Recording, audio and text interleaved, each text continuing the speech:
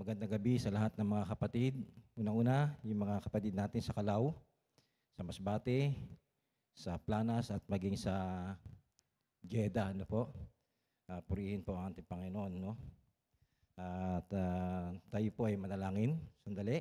At Panginoon, maraming salamat po, Panginoon. Sa pagkakataon, muli na ibinigay mo, Panginoon, sa amin na kami po ay makapakinig ng iyong salita.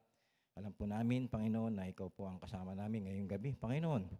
Salamat po, Panginoon, at ikaw po ang makita, Panginoon, sa aking buhay. Ikaw ang boses mo marinig. Tago mo po ako sa likuran, Panginoon. Salamat po, Panginoon. In Jesus' name we pray. Amen. Amen.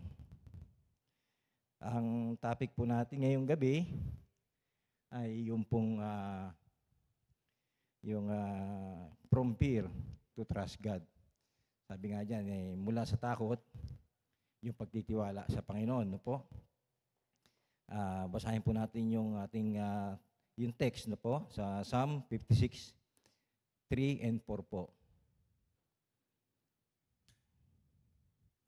Sabi po dyan sa verse 3, kapag ako'y natatakot o aking Diyos na dakila, sa iyo ko ilalagak ang pag-asa ko at tiwala. Pangako niyang binitiway, pinupuri ko ng lubos, tanging sa iyo umaasa at nananalig ako. O Diyos, sa tao ring katulad ko, hindi ako matatakot. Yan po yung text natin po. Alam niyo po, walang tao na hindi nakakaranas ng takot. Sino po ba ang hindi natatakot dito? Lahat po tayo nakaranas tayo ng takot, di po ba? At kasi po, yung takot, kumbaga sa tayo rin ang naglalagay sa atin ng sarili nating katatakot. Minsan.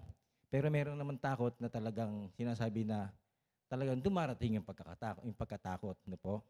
Minsan, masasabi natin yung meron tayong experience na yung noong araw na meron tayong nahulog ka, kaya nakaranas ka ng aksidente, yan, diyan nagsisimula yung takot, no?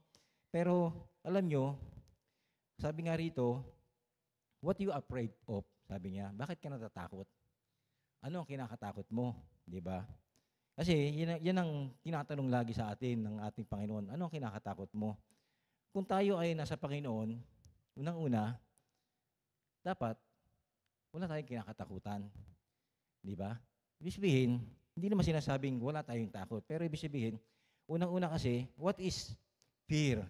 Di ba? What is fear? Sabi nga niyan, yung takot kasi yung isang emotion, no? Yung negative emotion na yung nasa feeling natin. Na kung minsan, yung akala natin, yung takot, akala natin kung minsan, mayroon tao na gustong manakit sa atin, o kaya mayroon tao na gustong gawan tayo ng masama, no?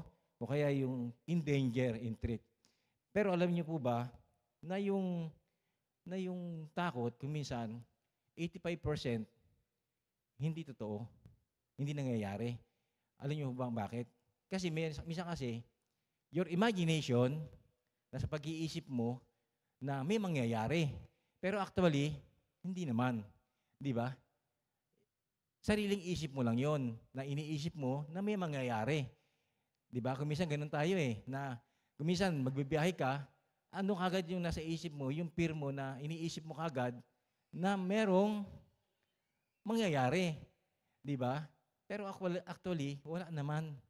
O kaya sasakay ka ng barko, iniisip mo baka lulubog yung barko.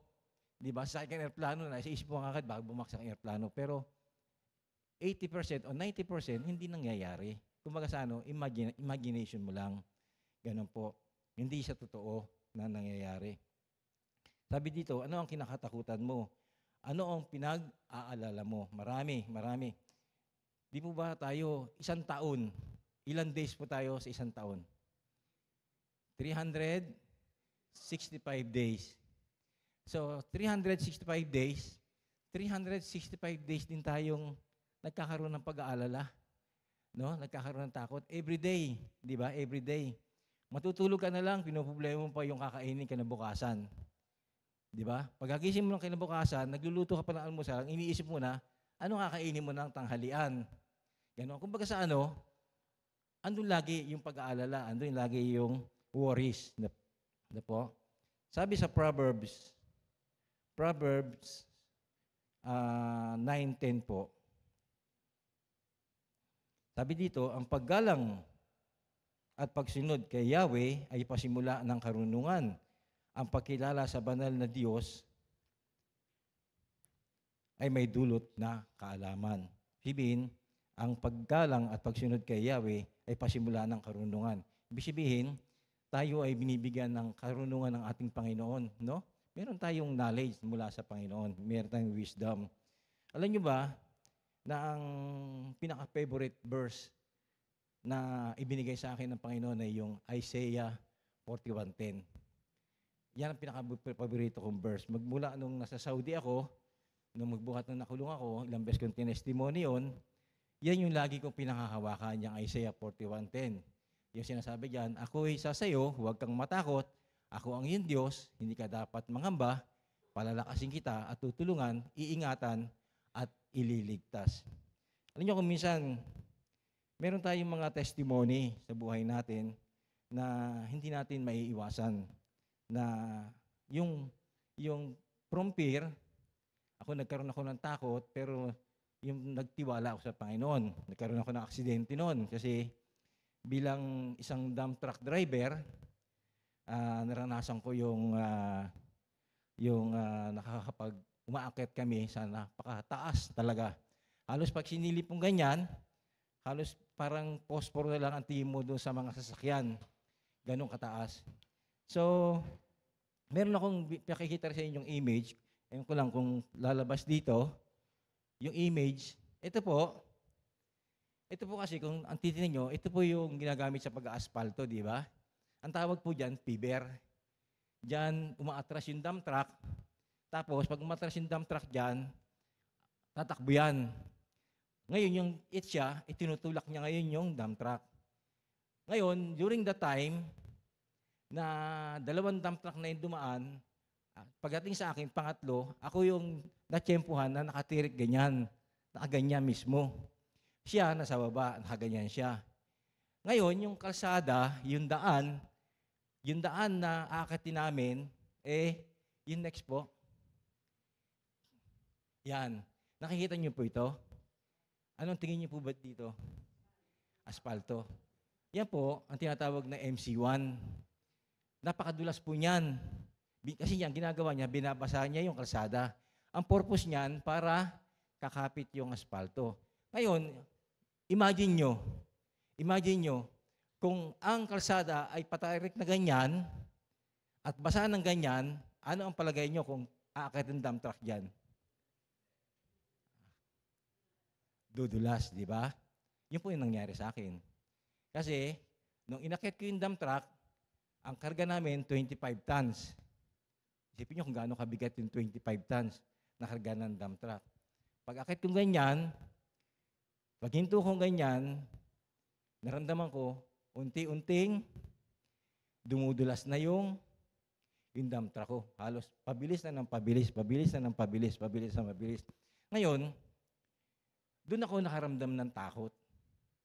Doon talaga ako nakaramdam ng takot. Kasi, kaya ako nakaramdam ng takot, ang nasa isip ko kagad, yung babagsakan ko, bangin.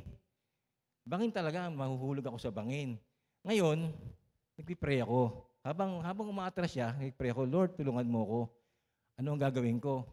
Ngayon, pumasok sa isip ko, na ibangga ko yung dump truck doon sa bundok. Pag atras pa ganyan, ibabangga ko siya. Kaso ang nangyayari, naiatras ko nga siya, pabilis, naiatras ko yung dump truck, tumumba naman siya. So pag tumba niya, ang nangyayari sa akin, since then, pag mag-aasfalto kami, nagkaroon na ako ng fear. Hindi na ako makapagmaneho pag mataas na. Ang ginagawa ko, pinapadrive ko yung truck ko doon sa Pakistani. Siya yung nag-aakyat. Ngayon, kasi natatakot na ako. Nagkaroon na ako ng fear. Pero pinagpipray ko sa Panginoon yun, na lagi akong nagpipray sa Panginoon na, Lord, bakit ganoon? Di ba? Na nagpipray ako sa iyo, pero bakit nakakaramdam ako ng ganung takot? During the time na aakit sa taas yung, yung dump truck, pag matataas yung mga inaaspaltuhan. Yan ang bigay sa akin ng Panginoon, yung Isaiah 41:10. So, kinilaim ko yung Isaiah 41:10 hanggang sa ma-overcome ko. Hanggang sa ma-overcome ko yung fear ko. Ibig sabihin, nagtiwala ako sa salita ng Panginoon. Nagsalita ako doon sa sinasabi niya. Ako ay sumasayo. Pinanghawakan ko yun. Pero, hindi ganun kadali. Inabot ako ng 4 months.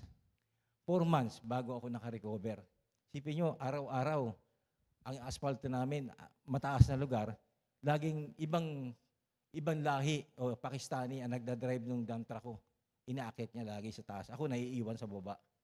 Kasi nga, yung fear, di ba? Yung takot. Nagkaroon ako ng takot. Kaya nga ito, nag-ano ako sa Panginoon, Lord, ano yung mensahe ko? Sabi ng Panginoon, mensahe mo kung ano yung nangyari sa'yo. Kaya nga, from fear to trust God. Kaya nga, magmula sa takot, nagtiwala ako sa Panginoon. Ganyan. Kaya dito, tingnan nyo dito sa ating teksto, no? Pag sinabi kasi dito sa ating teksto, kapag ako'y natatakot, kapag, sabi niya, kapag ako'y natatakot, o aking Diyos na dakila, sa iyo ko ilalagak ang pag-asa ko at tiwala. Kahit na sino sa atin, every time na tayo ay nakakaranas ng any kind of fear, sino unang nilalapitan natin? Ang ating Panginoon, di ba? Ang ating Panginoon. Kasi, unang-una, hindi mo pwedeng ilapit sa tao kung natatakot ka. Ano magagawa ng tao kung natatakot ka? Di ba? Meron bang magagawa yung tao kung natatakot ka? Wala. Tanging Panginoon lang ang pwedeng makatulong sa atin para ma-overcome, ma-relieve yung takot natin. Ano po? Alam nyo, sabi nga sa Psalms 56:1 and 2. Pero bago tayo pumunta rito, sa Psalms 56:1 and 2, ito po yung istorya ni Haring David. Di ba? During the time na hinahabol siya ni Haring Saul, na gusto siyang patayin. Pero tingnan nyo rito, tingnan nyo rito, yung 56:1 and 2. Sabi niya rito, no, ito yung prayer ni Haring David, na po. Sabi niya, maawa ka, Panginoon, ako'y iyong kahabagan. Lagi akong inuusig, nilulusob ng kaaway. Nilulusob nila ako, walang tigil buong araw. O kay rami nila ngayon sa akin ay lumalaban. Kasi during the time na hinahabol na siya ni King Saul, gusto na siyang patayin, ilang sundalo yung kasama ni King Saul? 3,000 soldier na yung mga faithful soldier niya.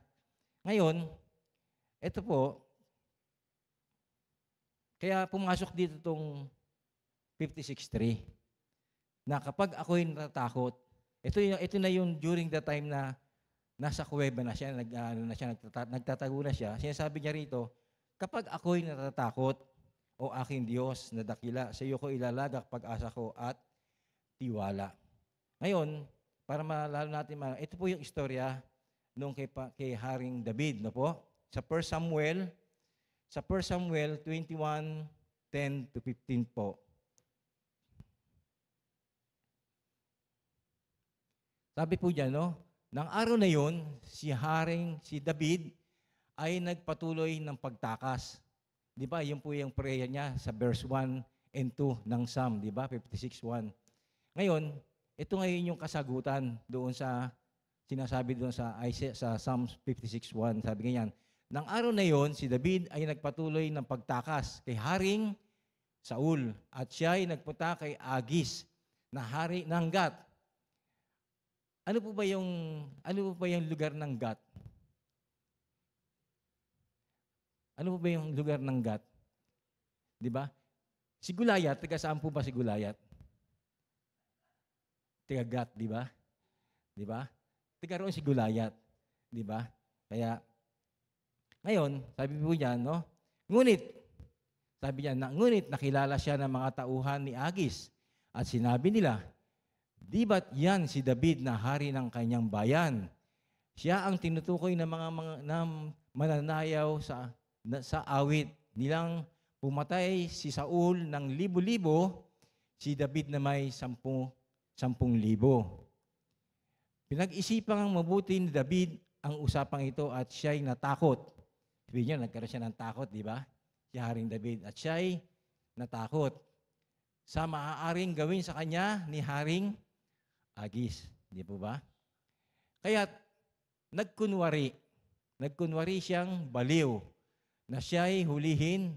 Nagsusulat siya sa mga pader ng pintuang bayan at hinahayaang tumulo ang kanyang laway. Kaya sinabi ni Agis sa kanyang mga tagapaglingkod, bakit iniharap ninyo yan sa akin? Hindi ba ninyo nakikita't baliw? Di ba? Masakit na ang ulo ko sa dami ng baliw dito. Bakit idinagdag pa ninyo yang isang yan? Ilayo niyo yan. Ibig sabihin, ipinakikita rito na nakaligtas. Nakatakas si Haring David. Una-una, bakit siya nakatakas? Dahil sa wisdom na ibinigay sa kanya ng Panginoon. Pero nandoon yung takot niya, andun yung fear niya, di ba? Natakot siya, pero na-overcome niya yung fear niya, di ba? Kaya kuminsan, kaya nga sabi niya dito, pinag-isipan, no? Kaya sabi dito sa First King, no po?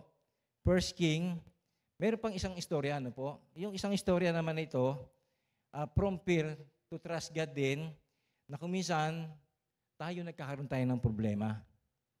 Nagkakaroon tayo ng problema, bawat isa sa atin. Pero merong paraan ang Panginoon para solusyonan ang problema natin. Minsan, merong ipinapadalang tao ang Panginoon sa atin na hindi natin na-expect, di ba? Nangyayari po ba sa inyo yun? Sino ba yung nakaranas ng ganun? Na meron kang, during the time na meron kang pinagdadaan ng problema, pero biglang meron darating sa iyo na tao. Di ba? Nangyayari yun. Alam niyo po ba, ito po yung istorya ng yung babaeng balo, di ba? Siguro alam niyo na yung istorya nito, di ba?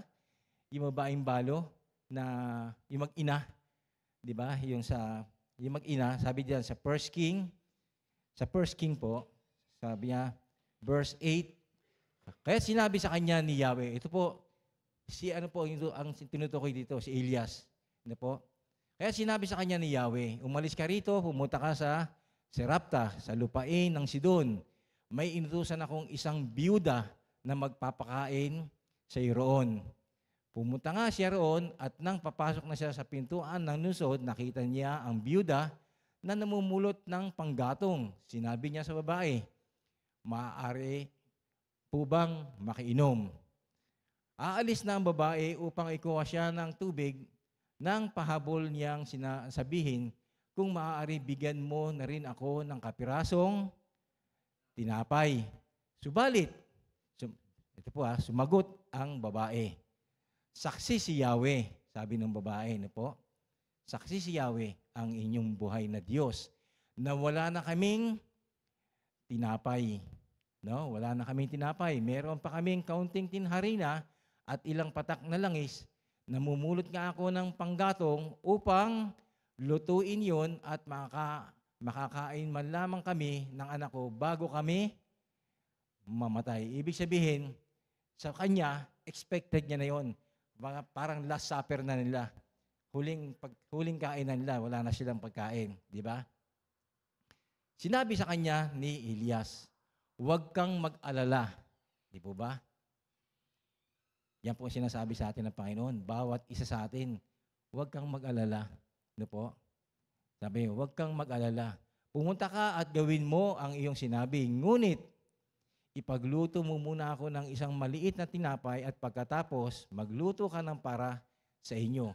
Sapagkat ganito ang sabi ni Yahweh, Diyos ng Israel, hindi niyo mauubos ang harina sa lalagyan at hindi rin matutuyo ang langis sa tapayan hanggang hindi sumasapit ang takdang araw ng papatakin na ni Yahweh ang ulan. Ginawa nga ng babae ang utos ni Elias at hindi naubos ang pagkain ni Elias at ng mag-ina sa loob ng maraming araw. Purihin po ang Panginoon. Ano po? Ibig sabihin doon, talagang napakabuti ng Panginoon. Anuman ang pinagdadaanan natin problema, anuman yung mga pagsubok na pinagdadaanan natin, hindi nalilingid sa Panginoon yan. alam ng Panginoon. Tayo lang nagsasabi na parang hindi naririnig ng Panginoon yung panalangin natin. Pero every time na tayo po ay mananalangin, nadidinig ng Panginoon ang panalangin natin. Ano po? Yan. Sabi, from fear to trust God. Sa verse 4 po tayo. Verse 4 po ng Psalm. Pangako niyang binitiway, pinupuri ko ng lubos, tanging sa iyo umaasa at nananalig ako. O Diyos, sa tao rin katulad ko, hindi ako matatakot. Pangako niyang binitiway, pinupuri ko ng lubos. Ibig sabihin, tapat ang Panginoon. Di po ba? Tapat ang Panginoon sa kanyang pangako. Di ba? Sino po ba ang magsasabi rito na hindi siya tinulungan ng Panginoon? Lahat po tayo tinulungan tayo ng Panginoon. Lahat po tayo hinango tayo ng Panginoon. Kasi unang-una, noon tayo hindi natin kilala ang Panginoon, di ba? Hindi natin kilala talaga ang Panginoon eh. Ibig sabihin nung magbuhat noon tayo, kinalakihan natin yung paniniwala natin na natutunan natin. Bagamat nagdadasal tayo, hindi natin alam kung sino yung pinagdadasalan natin. Sino bang Diyos yung nilalapitan natin? Hindi natin alam kung sino. Di ba?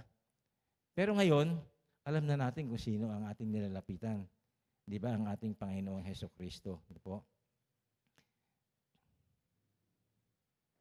Sabi po dito sa Herbio, no? 13:6. Herbio 13:6. Sabi po rito, no? Kaya't buong tapang nating masasabi, ang Panginoon ang tumutulong sa akin. Hindi ako matatakot. Ano ang magagawa sa akin ng tao? Kita nyo lang kung gaano kabuti ang Panginoon, no? Kaya't buong tapang nating masasabi, ang Panginoon ang tumutulong sa akin. Ang Panginoon ang tumutulong sa akin. Hindi natin pwede sabihin na si Kumari ang tumutulong sa akin. O kaya kung sino man ang tumutulong sa akin. Kasi pag sinabi nyo gano'n, kinakalimutan nyo ang Panginoon. Di ba? Pag may karamdaman kayo, kayo lumalapit sa Panginoon. Di ba? Hindi naman yun nilalapitan ng kumari ninyo. Hindi nyo man nilalapitan kung sino nilalapitan nyo. Di ba? Mari, pagalingin mo ako. Di ba? Hindi naman gano'n. Di ba? Kundi sa Panginoon tayo lumalapit. How do you trust in the Lord? Di ba? How do you trust in the Lord? Sabi po rito, no? Sabi po rito, turn to the Lord. Di ba? Hanapin natin ang Panginoon. Trust His Word. Trust His Word. Sabi ganyan. Trust His character. No? Magtiwala tayo kung sino talaga ang Panginoon. Di ba? Sabi niya, trust His Word. Magtiwala tayo sa Kanyang salita. Trust His character. Pagkatiwalaan natin kung sino ang Panginoon talaga. Thank Him in advance. Ibig sabihin, nagpapasalamat na tayo sa Panginoon, hindi pa man din natin natatanggap yung ating hinihiling sa Kanya. Ano po? Sabi po rito, turn to the Lord. Sabi niya, sa 1 Peter 5:7. 1 Peter 5:7. Ipagkatiwala niyo sa Kanya ang inyong mga alalahanin sa buhay sapagkat siya ay nagmamalasakit sa inyo. Di ba? Sabihin, ibibigay mo sa Panginoon kung ano man yung mga pinagdadaanan mo. Sabi, ipagkatiwala ninyo sa Kanya. Ipagkatiwala niyo sa Kanya. Hindi naman pwedeng sabihin mo ipagkatiwala mo kung kanino man, kundi sa Panginoon mo ipagkakatiwala ang inyong mga alalahanin sa buhay. Kaya, ito nga, yung turn to the Lord, hanapin natin ang Panginoon. No? Focus tayo sa Panginoon. Sino ba talaga ang Panginoon na ating nilalapitan? Kanino ba natin talaga inilalagak yung ating mga problema? Kanino pa talaga natin inilalagak yung ating mga suliranin? Di ba? Hindi naman sa iba, kundi sa tanging sa Panginoon lamang. Lagi natin tatandaan na ang Panginoon, sinasabi ng Panginoon dyan, ipagkatiwala natin sa Kanya kung ano man yung ating alalahanin. Di ba? Natatawa ako doon sa siguro hindi naman nalilingid kay Sister Michelle to.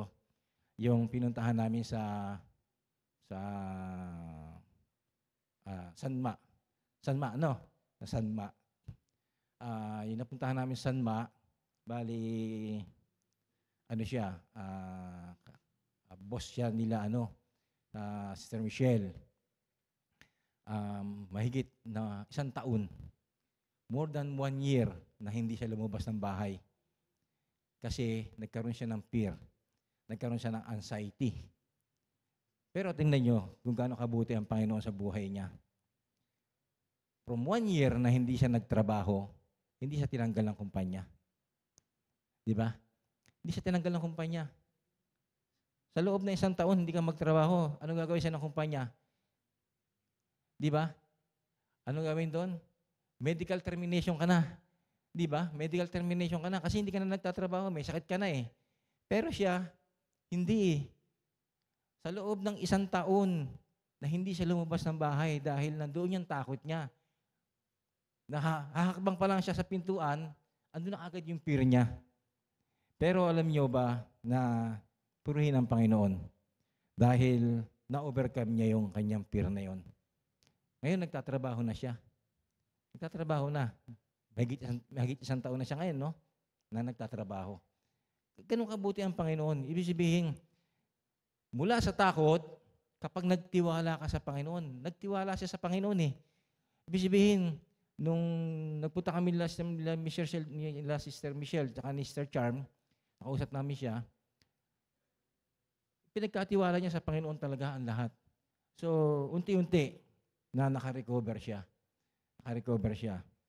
So, yung pinuntahan naman namin na isang araw sa Kabalan, uncurable. Uncurable yung karamdaman. Di ba? Pastora, uncurable yung karamdaman niya. Walang gamot. Dinala sa ospital, ano sabi ng doktor? Umuwi ka na. Wala rin magagawa sa iyo. Ganun ang sabi sa kanya ng doktor. Wala nang gamot na pwedeng gumaling sa kanya.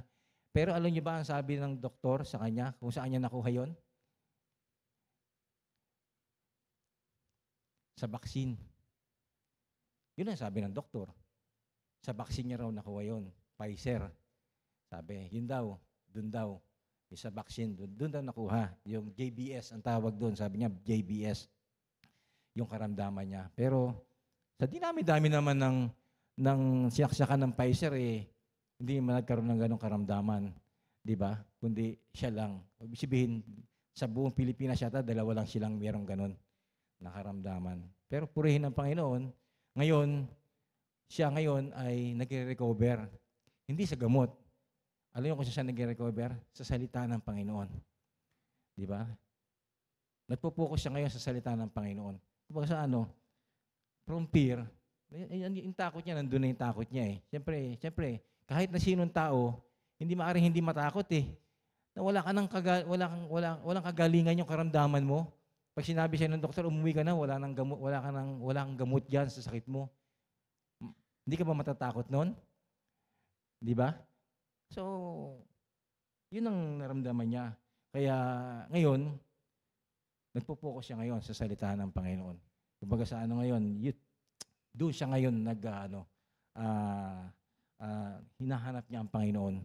Kasi nga, alam niya, Panginoon lang ang pwedeng magpagaling sa kanya. Di ba? Katulad ng babaeng dinudugo. Siguro naman, hindi nalingid sa inyo yung istorya niyan, di ba? Yung babaeng dinudugo ng 12 taon. Ang tanong lang doon ano ang meron sa babaeng yun?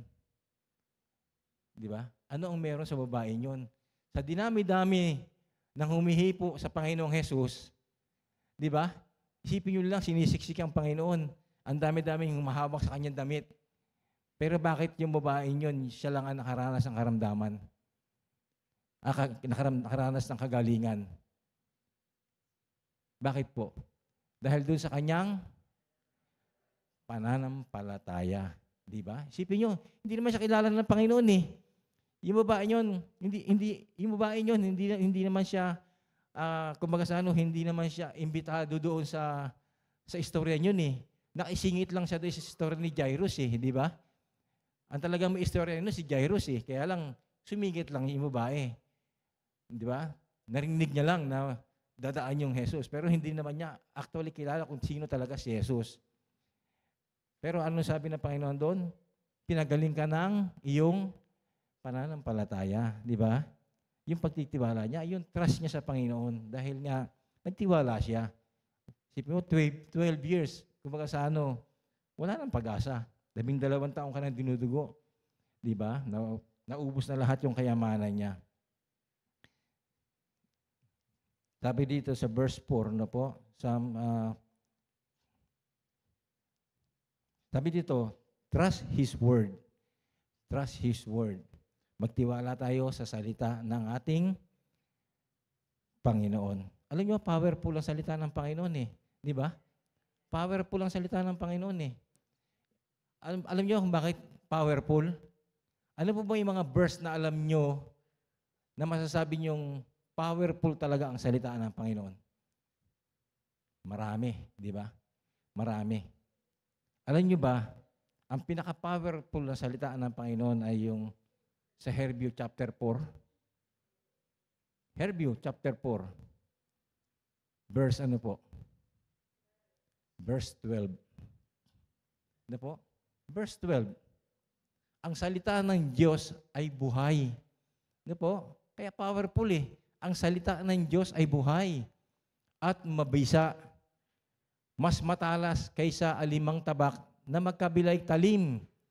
Ito'y tumatagos maging sa ikabuturan ng kaluluwa at espiritu ng mga kasukasuan at buto at nakakaalam ng mga iniisip at binabalak ng tao. Powerful, di ba? Di ba? Ang salita ng Panginoon ay buhay. Kaya nga, sa verse 13 po, walang makapagtatago sa Diyos. Ang lahat ay hayag at lantad sa kanyang paningin at sa kanya tayo mananagot. Kaya powerful, di po ba? Powerful ang salita ng Panginoon. Maraming verses na salita ng Panginoon ang makapangyarihan. Hindi lamang po yan. No? Sabi po nga dyan dito sa Romans 10:17. Sa Romans 10:17, po? Kaya't ang pananampalataya ay bunga ng pakikinig. Ang pakikinig naman ay bunga ng pangangaral tungkol kay Kristo. Yun po ang ginagawa natin, di ba? Kaya nga po tayo humahayo, nangangaral tayo ng salita. Kaya't ang pananampalataya, kasi meron tayong pananampalataya. Ibig sabihin, pag meron tayong pananampalataya, isinishare natin sa iba kung ano yung faith na meron tayo. Di ba? Hindi naman hahayo ka na magbibigay ka ng testimony doon sa iba na hindi mo naman naranasan yung pananampalataya. Kailangan meron ka talagang pananampalataya, meron ka talagang faith na nanggagaling sa Panginoon. Na po? Sa Romans 1:20, sabi po dyan, mula pa ng likhain, sabi po nga dyan, no? Mula pa ng likhain ng Diyos ang sanlibutan, ang kanyang likas na hindi nakikita, ang kanyang kapangyarihan, walang hanggan, at ang kanyang pagka-Diyos ay maliwanag na inihayag ng kanyang mga ginawa, kaya't wala silang maidadahilan pa. No? Totoo po yun, di ba? Hindi po natin sabihin na tayo ay walang pananampalataya sa Diyos. Di ba? Sabi po yan, mula pa ng likhain ng Diyos ang sanlibutan, ang kanyang likas na hindi nakikita ang kanyang kapangyarihan, walang hanggan ang kanyang pagka-Diyos. Hindi natin pwede sabihin na Diyos-Diyos lang mga siya, di ba? Kundi walang hanggan ang kanyang pagka-Diyos. Kaya, yun po, at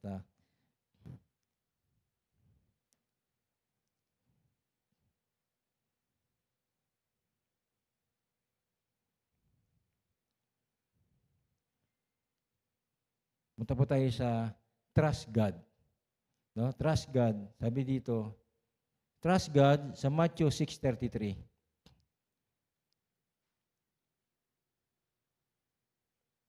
Sa Matthew 6:33.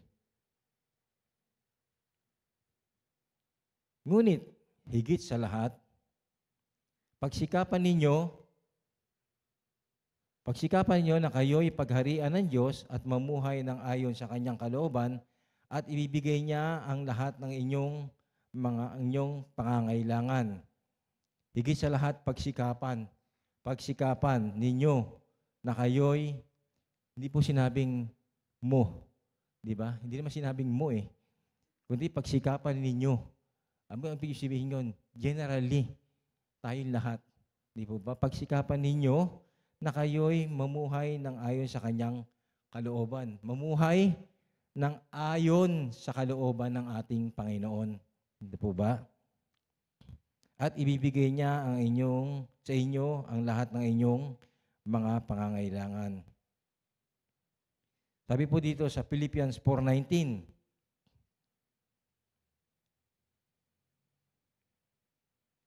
at buhat sa hindi maubos na kayamanan ng Diyos, ibibigay niya ang lahat ng inyong kailangan sa pamamagitan ni Kristo Jesus. Kasi nga po, kaya po sinabi ito, di ba? Kagaya ng istorya, di ba? Ano man ang pangangailangan natin sa buhay, meron at merong kapamaraanan ng ating Panginoon para i-provide yung ating kailangan. Di ba? Sabi, kumisan tayo na nanghihina tayo eh. Para bang malapit na naman ang due date. Ano yung due date po ng alin? Bayaran ng ilaw, bayaran ng tubig, di ba? Malapit na yung due date. Nanghihina ka na. Ba't ka nanghihina? Ba't ka nanghihina? Kasi wala pa yung pambayad mo. Nalalambot ka na. O due date na. Wala pa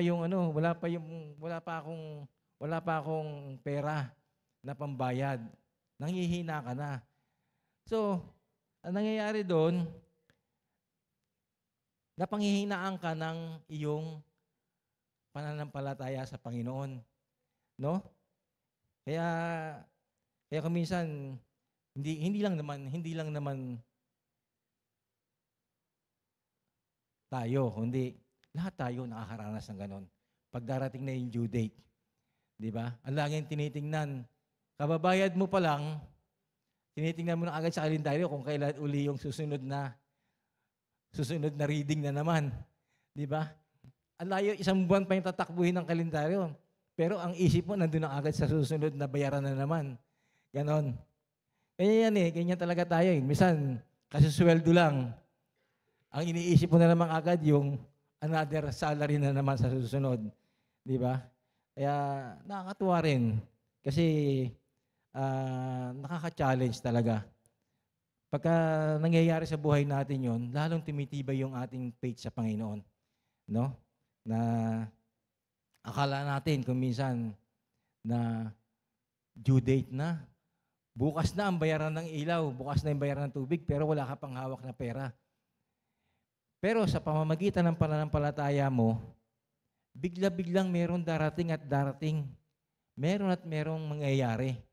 Di ba? Sino ba nakaranas ng ganon? Diba? Bisibihin, totoo na merong nangyayaring ganon.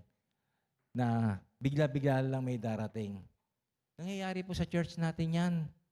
Sa church natin, nangyayari po yan. Di ba? Alam niyo po ba, yung sa finance natin, namumblema sila lagi. Yung pambayad ng renta ng bahay, ng building. Tapos, yung pambayad ng loan. Wala pang hawak ang church na pambayad. Pero, bigla-biglang makikita nilang merong ng mga faithful na mga kapatid na nagpapadala ng mga tithes nila. So, na-overcome. Bigla-biglang nababayaran. Ganon kabuti ang Panginoon, di ba? Kaya nga sinasabi, God will provide. Di ba? God will provide. Nagpo-provide talaga ang Panginoon sa lahat ng pangangailangan natin, no? Sabi rito, no? Sa Psalm 56:5-7.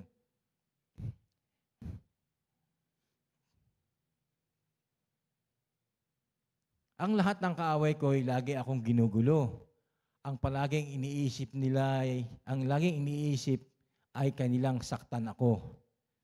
Yan. Kumbaga sa kung minsan hindi natin maiiwasan yan, no? May mga kaaway ka.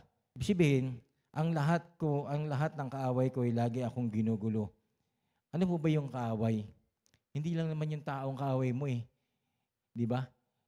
Hindi man kaawin. Hindi naman dito yung tinatake, hindi man tinutukoy dito yung taong kaaway mo. Ang tinutukoy dito, ang lahat ng kaaway ko ay lagi akong ginugulo. Sino po ba ito? Si Satanas. Lagi kang ginugulo ni Satanas.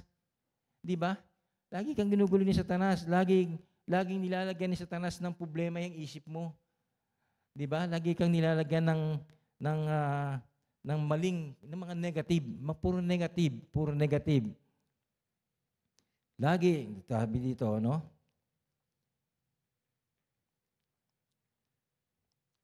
Sabi po dito, trust His character. Trust His character. Pag sinabing character po ito ng ating Panginoon. Hindi po? Sabi po sa Psalm 56, 8 and 9. Sabi po dyan, no? Ang taglay kong suliranin na babatid mo ng lahat, pati mga pagluha ko'y nakasulat sa iyong aklat. Totoo po yan. No? Every time na kayo po ay lumuluha, nakatala po yan sa ating Panginoon, no po? Nakasulat yan na nakasulat yan kung ilang beses kang umiiyak sa isang araw. Umiiyak ka, bakit? Ano ang kinaiiyak mo? Ano ang iniiyak mo sa isang araw? Ano ang iniiyak po natin? Unang-una, sa mga suliranin natin. Di ba? Kung hindi masasuliranin natin, umiiyak tayo dahil sa kabutihan ng Panginoon. Di ba? Dahil sa kabutihan ng Panginoon.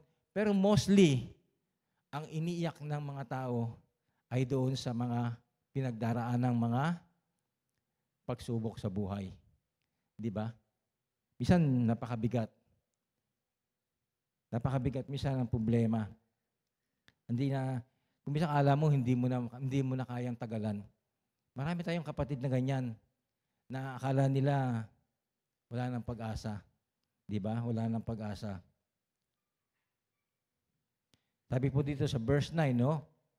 Kapag sumapit ang sandaling tumawag ako sa iyo, tiyak na malulupig ang lahat ng kalaban ko, pagkat aking nalalaman ang Diyos ay nasa panig ko. Laging nasa panig natin ang Panginoon, no po? Tiyak na malulupig ang lahat ng kalaban ko. Alam nyo kasi, minsan si Satanas, hindi siya tumitigil, lalo na pag nakikita niya na tayo ay talagang ibinibigay natin yung buhay natin sa Panginoon. Si Satanas nag-double time, minsan triple time pa siya eh. Kung paano ang gagawin niya sa iyo, para i-destroy niya, para i-interrupt niya yung ginagawa mo sa Panginoon. Kasi habang lumalapit ka sa Panginoon, si Satanas, galit na galit sa iyo. Ayaw na ayaw niya yon na ikaw ay nagiging malapit sa Panginoon. Kaya ginagawa niya dyan, gumagawa siya ng paraan para i-interrupt niya, pigilan niya yung gusto mong gawin. Di ba?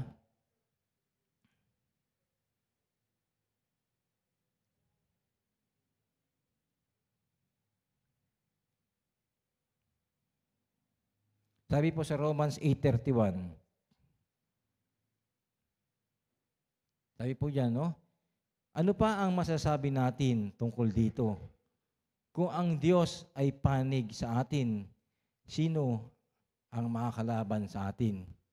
Sino po ang kalaban natin? Di ba? Ano ang masasabi natin tungkol dito? Kung ang Diyos ay panig sa atin, sino pa ang makakalaban sa atin? Nasa atin ang Panginoon eh, di ba? Di ba? Kumbaga sa ano, panig mo na ang Panginoon eh. Sino pa makakalaban sa iyo? Di ba?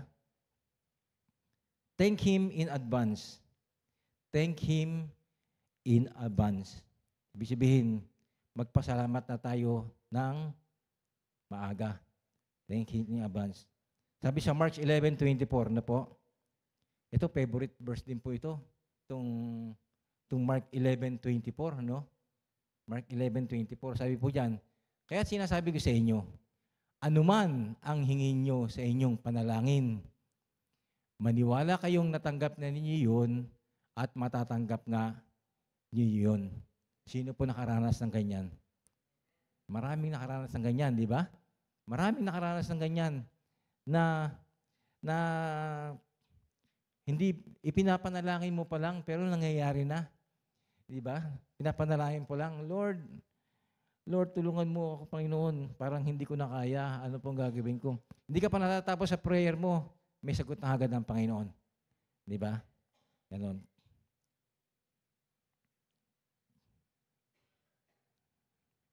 Sabi po rito, faith is thanking God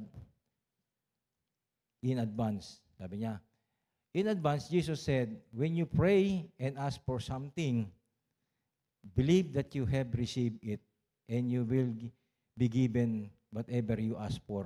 Sabi niya, yan po yung 11:24 na po. Medyo, in English ko lang, para naman medyo maiba-iba ng konti. Pero actually, hindi man ako nag-i-English talaga eh. Parang si, di ba?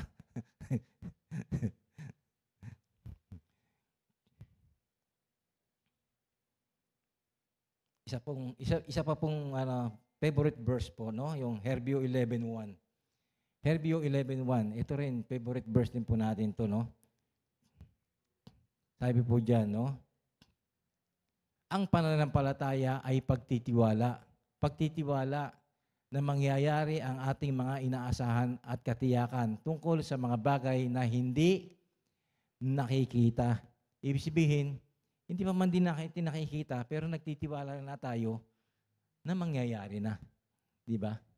Na mangyayari na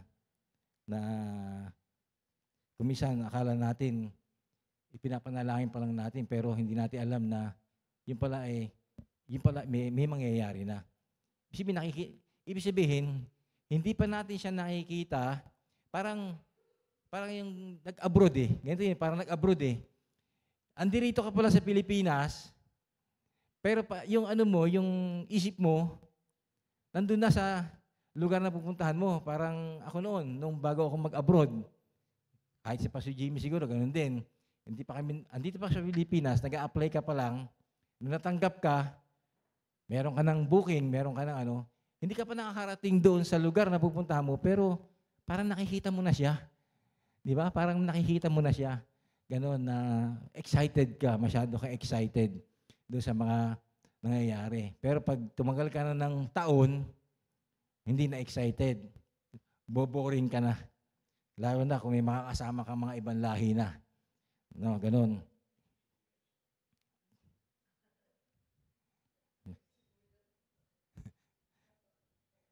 Kaya yung, alam niyo ba, alam niyo kung minsan, na ako dun eh, hindi ko malimutan yung story yun eh, na ang sarap-sarap ng trabaho mo sa Saudi. Tapos bigla kang may makakasama ka ng ganun. Pag naghubad ng sapatos eh, talagang yung amoy talagang hindi mo alam kung sa akala mo may patay na daga. Ganon. Kaya, imagine niyo na lang. Minsan, pag iniisip ko nga rin yun, talagang hindi ko rin malimutan. Kaya lang, hindi naman sinasabi ko na masyado akong malinis. Kaya lang, siyempre, naranasan ko siya. Naranasan ko, kaya na-share ko lang naman. Ganon. Sabi po sa 1 Thessalonians 5:18,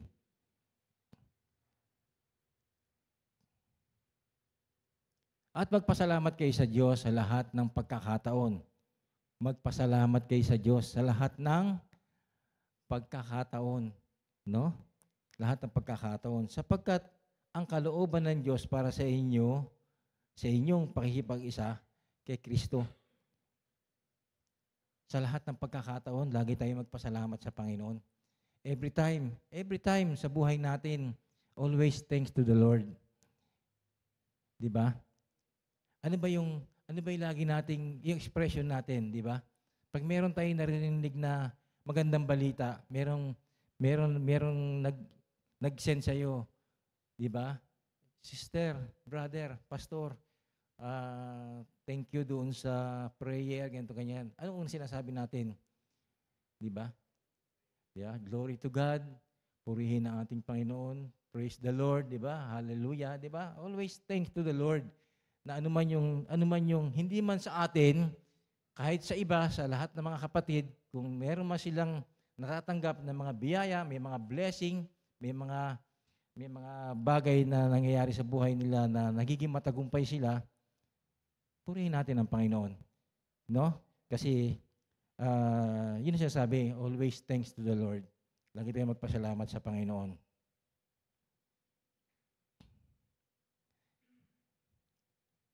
Yun lamang po, at purihin ang Panginoon. Kaya, doon po sa akin pong message nito, kaya ko na-share to kasi nangyari sa akin. Hindi lang naman sa akin, no? Alam nyo, hindi lang po sa akin. Kung titingnan nyo, kahit po yung mga sikat na tao, yung sikat na tao, nagkaroon ng fear. Di ba?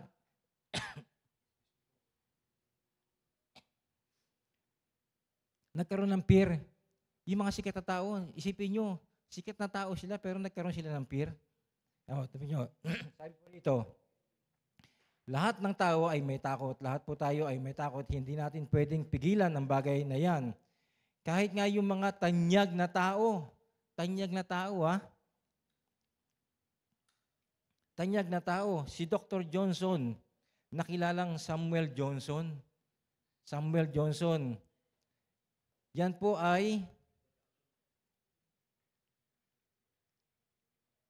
po ay philosopher. Si Samuel Johnson, philosopher. Siya po ay philosopher, religious. Po ay napakatalino niya. Napakaraming aklat na naisulat. Isipin niyo, ganun siya kapopular. No? Ganun siya kapopular. Maraming aklat na naisulat. Pero takot na takot po yan. No? Takot na takot po siya. Papasok sa silid. Papasok sa kwarto niya. Natatakot siya.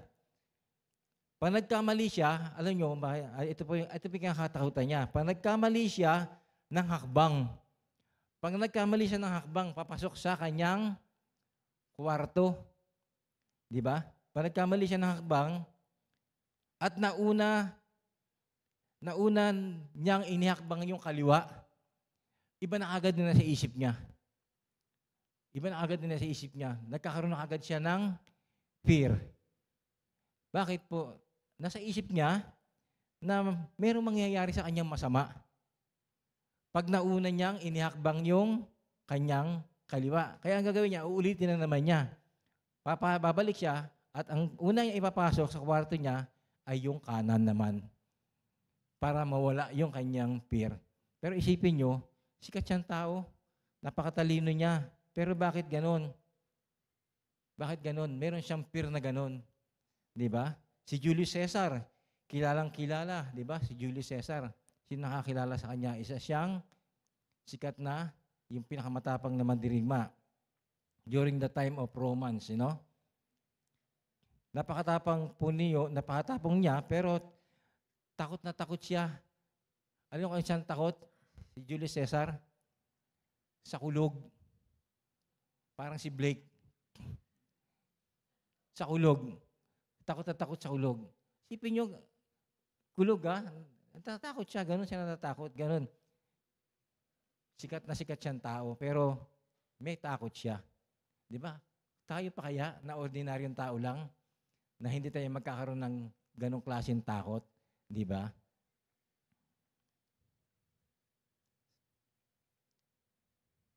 Sabi dito, si Peter the Great, na dating emperor ng Russia, dating namumuno ng Russia, ang tapang din nito, pero hindi po makatawid ng tulay. Hindi makatawid ng tulay. Paano pala kung ang dadaanan niya tulay lang, hindi na siya makakauwi ng bahay dahil takot siya. Di ba? Ang gagawin niya, lalangoy lang siya, tatawid na lang siya dahil hindi siya makatawid ng tulay. Di ba? Kaya marami. Yung anak ko nga si Richard, napakaliit na gagamba. Napakaliit talagang gamba. Ilagay mo lang sa kanya, siguro mamamatay siya siguro sa takot. Isipin niyo kung gano'n siya kalaking tao. Pero pagdating doon sa napakaliit na gagamba, takot na takot siya. Di ba? Kaya yung takot talaga hindi natin mayali sa atin yan eh. Lahat tayo meron tayong takot na na tayo mismo na-develop natin yung takot na yan. Di ba? Bakit nagkakaroon tayo ng takot? Yun po ang alam niyo po ba, sa umpisa pa lang, nailagay na ng Diyos ang takot sa tao? Alam niyo po ba yun? Sa umpisa pa lang, nailagay na ng Diyos ang takot sa tao. Di ba sabi diyan sabi niya yan, sa simula't simula pa lamang, ay meron na pong takot na ibinigay ang Diyos sa atin. Ano po yun? Sa Genesis, Sa Genesis chapter 2. Genesis chapter 2, verse 16.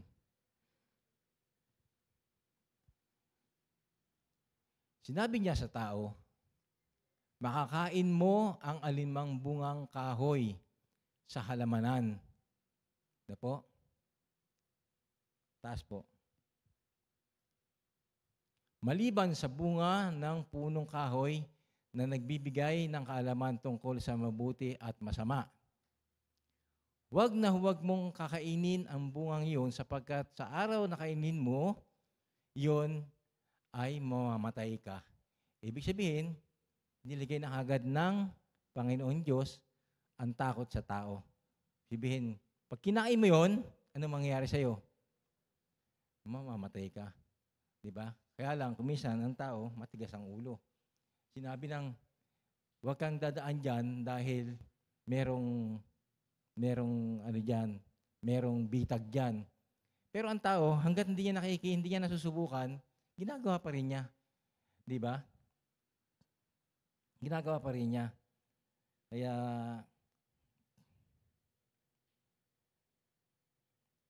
purihin po ang Panginoon, At yun lamang po. At purihin natin ang Panginoon. At kung tayo man po ay meron takot, magpahanggang ngayon, kung meron po kayong takot, isipin nyo lamang na ang Panginoon lagi nandyan sa inyo. Hindi po nagpapabaya ang Panginoon. No? Kuminsan, yun nga lang pumasok tayo sa kwarto na madilim, natatakot na tayo Di ba? Iniisip na agad natin, iniisip natin? Iniisip natin may multo agad. Yun na agad na iniisip natin, di ba? Na iniisip niya na pag nag-iisa ka na, natatakot ka na. Meron ka lang marinig na kaluskos, iba na agad ang iniisip mo. Kaya yung takot natin, ma-overcome natin yung takot natin. Basta mayroon tayong tiwala sa Panginoon. Palakpakan po natin ang Panginoon. Sige po, tayo po ay manalangin. Hallelujah. Hallelujah, hallelujah. Panginoon, maraming salamat po, Panginoon. Sapagkat tunay nga po, Panginoon, na nagpapasalamat kami sa iyo, Panginoon. Sapagkat binigyan mo po kami ng kaalaman, Panginoon, tungkol sa na kami po ay hindi dapat kami magkaroon ng takot, Panginoon, sapagkat ikaw po ay kasama namin, Panginoon. Kailanman, Panginoon, ay hindi mo po kami pinabayaan, Panginoon. Bagamat maaaring nagtatagal Panginoon, kung ano man yung fear na nasa aming puso, maaaring ito po ay nagtatagal. Pero Lord, alam po namin na meron kang kapamaraanan para ito po ay ma-overcome po namin, Panginoon. Lord, tulungan mo po kami sa lahat ng aming po mga alalahanin, mga pangamba. Ay tunay nga po, Panginoon, na tulungan mo po kami na ito po ay ma-overcome namin, Panginoon. Especially, Panginoon, doon sa mga negative na aming naiisip, Panginoon. Alam po namin, Panginoon, na yung takot, Panginoon, ay tunay nga po, Panginoon, na ito po ay ibinigay mo na sa amin noong pa man din, Panginoon, para maging warning namin ito, Panginoon. Maging warning namin, Panginoon. Sapagkat sa pamamagitan ng takot, Panginoon, kami po ay natututo, Panginoon. Natututo kaming mag-ingat, Panginoon.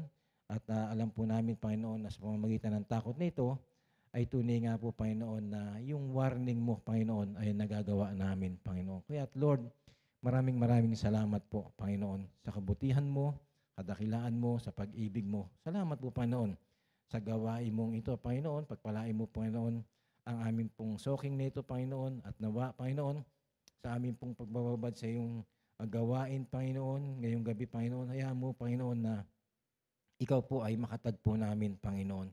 Salamat po, Panginoon. Muli, binabalik namin sa iyo ang kapurihan, kaluwalhatian, pasasalamat sa pangalan lamang ng iyong anak na si Jesus. Amen. Amen. Amen.